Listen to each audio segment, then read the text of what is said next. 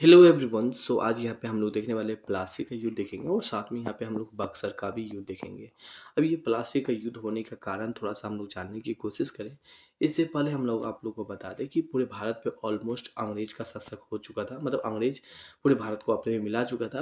और साथ में बंगाल वाले पार्ट और यहाँ पे लास्ट क्लास में हम लोगों ने क्या देखा था, एक अवध वाले पार्ट को देखे थे, किस रूप में भारत इनके साथ फाइट लड़ता है और फिर ये अपने में मिला लेता है। हाल ही का अवध इतना ज़्यादा शक्तिशाली नहीं हुआ करता था, बट बंगाल बहुत ज़्यादा शक्तिशाली था, जिसके कारण से ही ये प्लासी का युद्ध हमें देखने को मिलता है। और प्लासी का युद्ध और साथ में बक्सर के युद्ध के बाद जो अंग्रेज के अंदर इतना पावर आ जाती है, इतना शक्ति आ जाती है कि ये पूरे के पूरे भारत को नियंत्रण अपने रूप में करता है। यहाँ पे तो एक एक करके यहाँ पे हम लोग देखेंगे। अच्छा, ये प्लासी का युद्ध कब हुआ था, आपको युद्ध का डेट भी आपको याद रखना है। ये सब चीज़ आपके एग्जाम में पूछा जाता है यहाँ पे। तो प्लासी का युद्ध 23 जून 1757 को हुआ था। सीधा क्वेश्चन पूछ लिया जाएगा कि प्लासी का युद्ध किस वर्ष हुआ था, तो 1757 को हुआ था या 23 जून 1757 को याद रख सकते हैं। ये प्लासी का युद्ध हुआ कहाँ था, तो बंगाल में हुआ था। बंगाल में कहाँ हुआ था, नादिर जिले में हुआ था। थोड़ा सा अगर हम आपको मैप के माध्यम से समझावे कि ये नादिर जिला है क्या, जो कि एक भागीरथी नदी के किनारे हुआ था। थोड़ा सा अगर हम आपको बताएं ये नादिर जिला है क्या, तो यहाँ पे आप देख सकते हैं ये है कुछ बंगाल का मैप और ये है यहाँ पे नादिर जिला, जो कि यहीं पे एक प्लासी का युद्ध देखने को मिला था। अच्छा, ये युद्ध का मेन कारण अगर हम आपको बताने की कोशिश करें तो लास्ट क्लास में हम लोग देखे थे कि अंग्रेज को बाउंड्री निर्माण करने से मना कर दिया था। निर्माण करने से कौन मना किया था, तो सिराजुद्दौला निर्माण करने से मना कर दिया था यहाँ पे। और काल कोठली की घटना भी मानी जाती है। ये दो घटना के कारण से ये दो घटना के कारण से अंग्रेज काफ़ी ज़्यादा नाराज थे। और फाइनली उन्होंने सोचा कि नहीं, हम इसके साथ युद्ध लड़ेंगे और सिराजुद्दौला को हम पूरी तरीक़ा से हराएंगे और फिर बंगाल के साथ साथ पूरे भारत को भी हम अपने में मिला लेंगे। ऑलमोस्ट हम देख चुके हैं कि चाहे यहाँ पे मराठा वाला पार्ट हो या यहाँ पे बात करने वाले मैसूर वाला पार्ट हो या ये वाला पार्ट हो, इन सभी को ऑलमोस्ट तो मिला चुका ही था। बचा था बंगाल, तो बंगाल को भी अच्छा तरीके से सफाई करने के विचार में था अंग्रेज यहाँ पे। तो फिर क्या होता है, प्लासी का युद्ध होता है और यह युद्ध में ईस्ट इंडिया कंपनी और सिराजुद्दौला के बीच होते हैं। सिराजुद्दौला का बंगाल का नवाब होता है यहाँ पे। सिराजुद्दौला के साथ, ठीक है, सिराजुद्दौला के साथ कौन होता है, तो सिराजुद्दौला के साथ होता है मीर मादन होता है, जो कि सेनापति थे। ऑलमोस्ट अभी हम आप लोगों को लास्ट क्लास में बताए थे कि ये जो सेनापति वो किसके साथ है, हाल का खाता पीता सारा कुछ सिराजुद्दौला का ही है, मगर ये साथ देता है ईस्ट इंडिया कंपनी को। ईस्ट इंडिया कंपनी को क्यों साथ देता है, क्योंकि उन्हें बता रखा था कि हाँ, आप हमें जितवाइए, हम आपको क्या कर देंगे, हम आपको शासक बना देंगे। कहाँ का, तो बंगाल का। इसी लोभ में आके सिराजुद्दौला को साथ न देते हुए अंग्रेज का साथ देता है। और सिराजुद्दौला के साथ और कौन था, तो मोहनलाल था, जो कि एक व्यापार था। और फ्रांसीसी सेना, ये अंग्रेज को अच्छा तरीके से साथ देता है। मगर फिर भी ऑलमोस्ट जानते हैं कि अंग्रेज बहुत ही शक्तिशाली हुआ करता था, क्योंकि अंग्रेज के साथ बहुत कोई था। फिर क्या होता है, सिराजुद्दौला पराजित हो जाता है, मतलब हार जाता है। युद्ध हारने के बाद सिराजुद्दौला है वो मुर्शिदाबाद पहुंच जाता है। मुर्शिदाबाद कहाँ पे था, अवध में। ऑलमोस्ट आप जानते हैं कि अवध में काफ़ी सारे शासक आके बैठा होता है।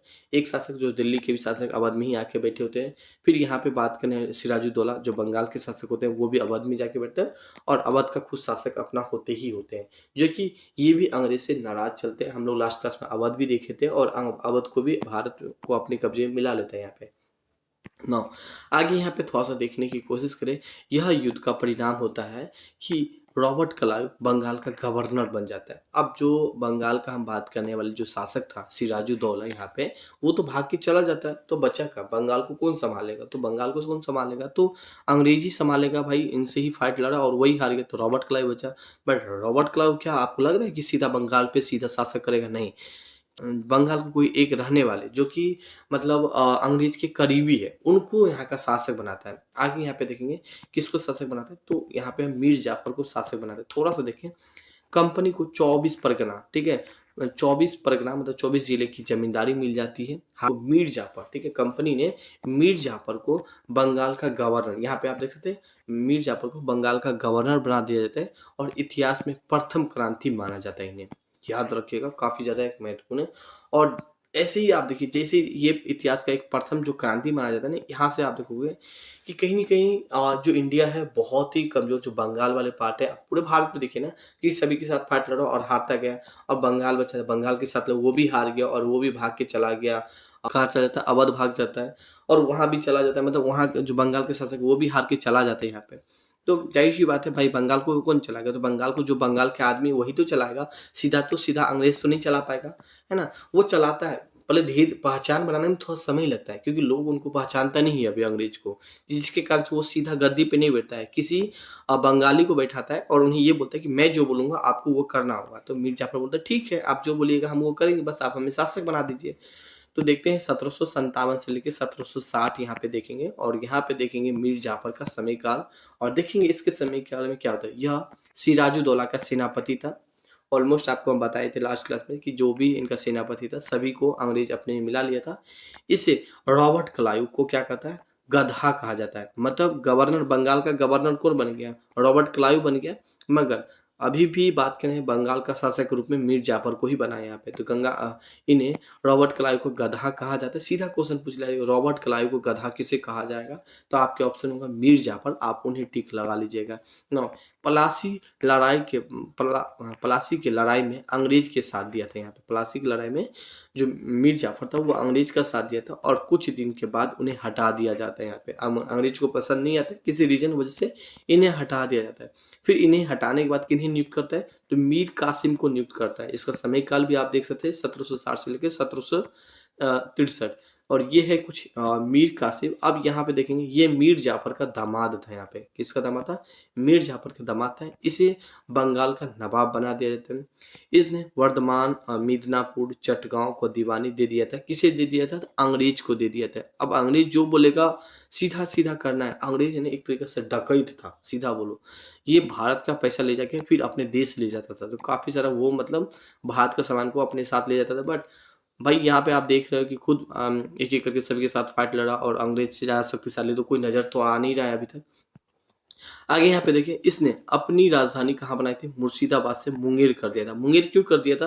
क्योंकि अंग्रेज है ना, देखिए होता है क्या था कि अंग्रेज के सामने हमेशा मीर कासिम होता था और मीर कासिम को जो बोलता था वो करता था। अब मीर कासिम भी समझता था कि मतलब ये पूरी तरीके से बंगाल को गरीब बनाने के लिए आया है, ये पूरी तरीके से भारत को गरीब बनाने के लिए आया है। तो इससे वो नाराज होके या दुखी होके वो अपना क्या करता है, राजधानी को ही चेंज कर देता है। मतलब मुर्शिदाबाद से मुंगेर कर लेता है। यहाँ पे इसने मुंगेर में ही तोप और बंदूक का फैक्ट्री का स्थापना किया था और संपूर्ण टैक्स को फ्री कर दिया था। यहाँ पे ठीक है, जो टैक्स था संपूर्ण टैक्स को फ्री कर दिया था। अब ये टैक्स फ्री करने से आप यहाँ पे बताइए इससे नाराज क्यों होगा? अंग्रेज तो खुश होगा? नहीं, नाराज हुआ। नाराज क्यों? क्योंकि इसके साथ फ्रांसीसी भी तो था, इनके साथ पुर्तगाल का भी तो फैक्ट्री था। अब ये सब को भी फ्री में मिलने लगेगा तो कहीं ना कहीं एक व्यापारी था उनको भी फ्री मिलने, तो जाहिर सी बात है अंग्रेज यहाँ पे नाराज हो गए।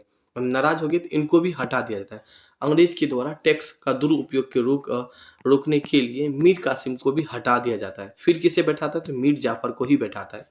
अब मीर जाफर को यहाँ पे बैठाता है तो देखते हैं फिर मीर जाफर के समय काल में क्या होता है। तो मीर जाफर ने बंगाल का नवाब फिर नियुक्त कर दिया जाता है और इसने अंग्रेज का नमक टैक्स के अलावा सभी टैक्स को माफ कर दिया। सिर्फ अंग्रेज को ही माफ करता है। अंग्रेज तो खुश होगा, भाई हम जो बोल रहे हैं आप मेरी बातों को मान रहे हैं।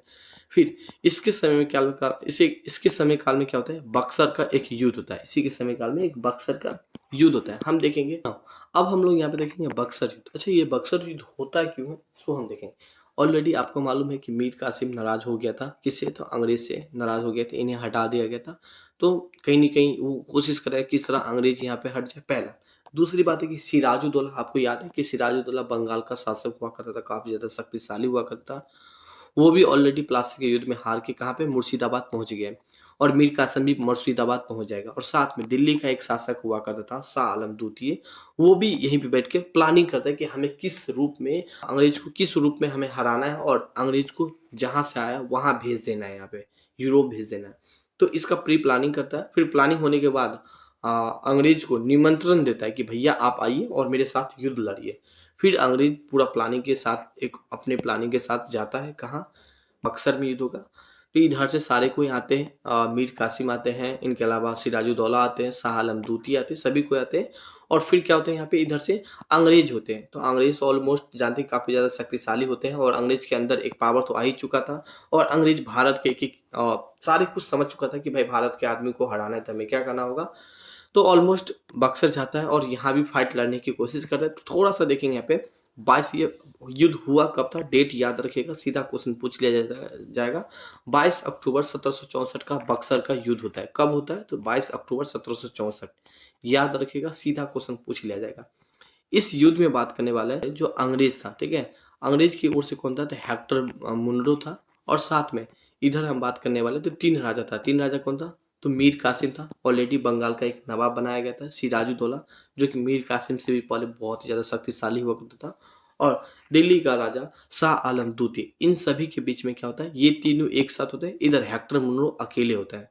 मगर फिर भी जीत किसकी होती है? इस युद्ध में जीत होती है, अंग्रेज की जीत हो जाती है, ठीक है। इस युद्ध को शुरू होते ही मीर कासिम क्या होता है? भाग जाता है। देख रहे हैं ना, अब युद्ध के शुरू होते ही मीर कासिम जब भाग जाएगा तो सिराजुद्दौला जो अंग्रेज है वो तो बहुत ज्यादा खुश होगा। उन्हें ऐसा फील हो जाएगा कि भाई हम तो बहुत ज्यादा शक्तिशाली है, लोग डर से ही भाग रहे थे, बचा क्या? दो। अब दो बचा तो वो भी तो हार ही जाएंगे, है ना। युद्ध के मैदान से भाग जाता है और इसकी मृत्यु 1777 में दिल्ली में हो जाती है। इसके पश्चात अंग्रेज ने भारत के राजाओं के साथ, ठीक है, भारत के राजाओं के साथ इलाहाबाद की संधि करते हैं। मतलब सिराजुद्दौला बचा और शाह आलम द्वितीय जो कि दिल्ली का शासक था, उनके बीच आप संधि करते हैं। इलाहाबाद की संधि, पहली संधि थी। संधि कहाँ पर होता है? इलाहाबाद की पहली संधि होती है। आप देखिए यहाँ से आप अब स्टार्टिंग करिए, प्लासी स्टार्ट करते हैं हम लोग प्लासी के युद्ध से, ठीक है। ऑलमोस्ट आपको मालूम है कि प्लासी के युद्ध में सबसे पहले जीत अंग्रेज की हुई थी और अंग्रेज बहुत ही ज्यादा खुश हो गए थे यहाँ पे कि मेरी जीत हो गई यहाँ पे, मतलब अब हमसे ज्यादा शक्तिशाली नहीं है। हाल ही का इससे पहले भी काफी सारे युद्ध हुआ था, मगर हम स्टार्ट करते हैं बंगाल में प्लासी के युद्ध के बाद सभी कुछ समझ में आ जाते हैं। यहाँ पे बक्सर का युद्ध देखते हैं। बक्सर का युद्ध में अंग्रेज की जीत होती है। अब अंग्रेज को ऐसा फील होता है कि हमसे ज्यादा कोई शक्तिशाली नहीं है। मतलब इन देखने को मिलता है, एक तो प्लासी का युद्ध और दूसरा बक्सर का। इस दोनों में जीत किसकी थी? अंग्रेज की होती है। अब अंग्रेज खुश। आप देखेंगे आगे जो भी होगा हर चीज में जीत अंग्रेज का ही हमें देखने को मिलेगा। तो एक एक करके यहाँ पे हम लोग देखेंगे इलाहाबाद की संधि क्या क्या हुई थी, इस संधि के तहत हमें क्या क्या बात यहाँ पे अंग्रेज रखा गया था, तो सारा कुछ यहाँ पे देखने वाले हैं। नौ, तो यहाँ पे हम लोग देखने वाले हैं इलाहाबाद की पहली संधि देखेंगे। इस संधि में होता है क्या? हार्ली का ये जितनी भी संधि होती है, इस संधि में जो अंग्रेज है उन्हीं की बात मानी जाती है। तो ये संधि होती कब? डेट याद रखिएगा क्योंकि पूछा जाता है। 12 अगस्त 1765 हुआ था। संधि किसके बीच हुई थी? शाह आलम द्वितीय और रॉबर्ट क्लाइव के बीच हुई थी। रॉबर्ट क्लाइव अंग्रेज की ओर से था और शाह आलम यहाँ पे दिल्ली का शासक था, इनके बीच होती। हाल ही का 2 बार संधि होती, पहले दिल्ली के शासक के बीच होती और फिर इधर तो अंग्रेज हो ही है, ठीक है। नाउ आगे यहाँ पे बात करने वाले हैं। अंग्रेज ने बंगाल, बिहार और उड़ीसा के दीवानी को अपने पास रख लिया था और मुगल राजा को एक करा और इलाहाबाद का क्षेत्र दे दिया जाता है कि आप इस दो क्षेत्र को रखिए, बाकी ये जा रहे जितने भी क्षेत्र हैं बिहार, उड़ीसा और बंगाल, इस क्षेत्र को हमें दे दीजिए, क्योंकि ये जो क्षेत्र है काफ़ी ज़्यादा उपजाऊ हुआ करता था, इसीलिए ये अंग्रेज अपने पास रख लेता है। बाकी ये जो करा और इलाहाबाद के क्षेत्र है ये दे दिया जाता है, जो शाह आलम द्वितीय उन्हें भेज दिया जाता है। शाह आलम द्वितीय देखेंगे, शाह आलम द्वितीय को जो है ना 26 लाख पेंशन प्रति ईयर पर निर्धारित कर दिया जाता है कि हम आपको 26 लाख रुपया प्रति ईयर दे दिया करेंगे, ठीक है। इस संधि में कुछ इतना ही होती है, कुछ खास नहीं होता है, बस इतना ही, बट जो भी होता है काफ़ी ज़्यादा हाईलाइटेड होती है। तब सीधा क्वेश्चन है किस संधि के तहत बंगाल, उड़ीसा और यहाँ पे बात करने वाले बिहार की दीवानी अंग्रेज को दे दिया गया था? तो इलाहाबाद की पहली संधि। इलाहाबाद की पहली संधि कब हुई थी? तो 1765 में हुई थी। कहाँ पे हुई थी? तो इलाहाबाद में हुई थी। इलाहाबाद में पहली संधि में जो शाह आलम द्वितीय तो उन्हें कितना पेंशन दिया गया था? 26 लाख रुपया प्रति ईयर पेंशन दिया गया था। शाह इलाहाबाद की संधि के तहत मुगल शासक कौन था? तो शाह आलम द्वितीय था। तो ये सब क्वेश्चन को आप एक क्वेश्चन को देख रहे हैं कितना रोटेट कर करके पूछा जा रहा है। बस इसी तरह आप लोग के एग्जाम में भी क्वेश्चन पूछा जाएगा यहाँ पे। तो फिर होती इलाहाबाद की दूसरी संधि, 1/1 करके होती है। दूसरी संधि कब होती है? 16 अगस्त 1765 को होती है। सिराजुद्दौला और रॉबर्ट क्लाइव के बीच होती है। किसके बीच? सिराजुद्दौला और रॉबर्ट क्लाइव के बीच होता है। सिराजुद्दौला कौन था? तो ये बंगाल का नवाब था यहाँ पे। और इससे पहले हुई थी किसी शाह आलम द्वितीय जो कि मुगल शासक था यहाँ पे। मुगल शासक मतलब पूरे भारत का शासक एक तरीके से आप समझ सकते हैं यहाँ पे। ना आगे यहाँ पे देखिए इनके बीच क्या क्या होती है। सिराजुद्दौला को अवध वापस कर दिया जाता है यहाँ पे। इनके बाद करा और इलाहाबाद छोड़ दिया जाता है। कंपनी को अवध में मुफ्त व्यापार करने की सुविधा प्राप्त हो जाती है और अवध की सुरक्षा के लिए अवधों के नवाबों को खर्च पर अंग्रेज की सैनिक रहेगी। अब कहने के मतलब ये है कि जो अवध वाले जो पार्ट है ना, आप देख रहे हैं अवध वाले पार्ट में अंग्रेज की सारे सेना होंगी, उनका खर्च, खाना पीना रहना सारे के सारे जो अवध के नवाब है उनसे लिया जाएगा। जो अवध है ना उनसे दिया जाएगा, आप दोगे और साथ में, ठीक है, आपकी सुरक्षा करेगा मेरा सेना यहाँ पे। नो उनके खर्च पे सेना रखा जाएगा। साथ में यहाँ पे हम बात करने वाले हैं जो बिहार, उड़ीसा और बंगाल वाले क्षेत्र, ये अंग्रेज के कब्जा में था। अब अंग्रेज अपने अकॉर्डिंग यहाँ के सूबेदार को नियुक्त करेंगे। तो एक एक करके यहाँ पे देखिए बिहार का सूबेदार किसे नियुक्त किया था, तो राजा सिताब राय को नियुक्त किया था। वही बात करने वाले उड़ीसा का सूबेदार किसे नियुक्त किया था, दुर्बल नायब को नियुक्त किया था। बंगाल में किसे नियुक्त किया था, तो मोहम्मद राजा खां को नियुक्त किया था। ये तीनों के तीनों ही ना था तो बंगाल और यहाँ उड़ीसा और इनके अलावा बात करें बिहार का शासक सूबेदार, मगर ये इनको कंट्रोलिंग कौन करता था, अंग्रेज करता था। यहाँ पे मतलब जो ईस्ट इंडिया कंपनी है वो इसको रेगुलेटिंग करता था। यहाँ पे आगे यहाँ पे हम लोग बात करने वाले हैं, और रॉबर्ट क्लाइव ने बंगाल पर द्वैध शासन लागू कर अधिक शोषण किया था। मतलब आप समझ रहे द्वैध शासन, जैसे कि अगर हम आपको द्वैध शासन समझाने की कोशिश करें तो दिल्ली में कौन है, प्रधानमंत्री बैठा हुआ है मतलब पीएम बैठा हुआ है, और प्रांत में मतलब राज्य में कौन बैठा है, सीएम बैठा हुआ है। मगर ज्यादा शक्तिशाली कौन है, तो पीएम। यहाँ पे पीएम जो चाहेगा वो कर सकता है, अपना फोर्स भी भेज सकता है राज्य में।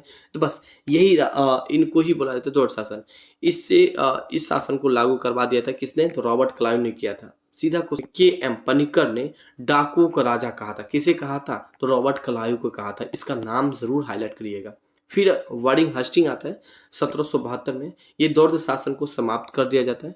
बक्सर के युद्ध के बाद यहाँ पे बात करने वाले ईस्ट इंडिया कंपनी सबसे ताकतवर बन जाती है। यहाँ पे बेसिक बात है, यहाँ पे ताकतवर तो बनना ही बनना है। क्यों, क्योंकि ऑलमोस्ट आप जानते हैं यहाँ पे कि भाई प्लासी के युद्ध में जीत अंग्रेज को, बक्सर के युद्ध में अंग्रेज को, मतलब दो युद्ध में, जो कि बहुत ही बड़ा एक युद्ध माना जाता है। एक अपने आप में काफी सारे राजा एक साथ होते हैं और अंग्रेज अकेले होते हैं, और फिर भी जीत किसकी होती है, अंग्रेज की जीत होती है यहाँ पे। तो वो उन्हें तो ऐसा फील होगा ही होगा कि भाई हमसे ज्यादा शक्तिशाली अब कोई नहीं है। वो अंग्रेज है ना, अब पूरे भारत को लोगों को समझ चुका है कि उन लोगों को क्या पसंद है क्या नहीं पसंद है, अब हमें क्या करना है क्या नहीं करना है, किस तरह में पूरे भारत को अब पूरे भारत पे हमें राज करना है, और किस तरह हमें आगे की ओर भी अब ले जाना है। मतलब भारत की जनता को भी ख्याल रखना है। ये नहीं कि उनको ये ऐसा नहीं होता था कि हाँ हमें कोई भारत की जनता को नहीं, थोड़ा बहुत तो जरूर ख्याल रखता था भारत की जनता को भी। साथ में वो अपना भी ख्याल रखते थे कि हाँ हमें भारत से किस तरह पैसा ले जाके यूरोप ले जाना है, ठीक है। तो ये भी ख्याल रखते थे। तो आज की वीडियो में देखेंगे। तो आज के लिए बस इतना। Thank you.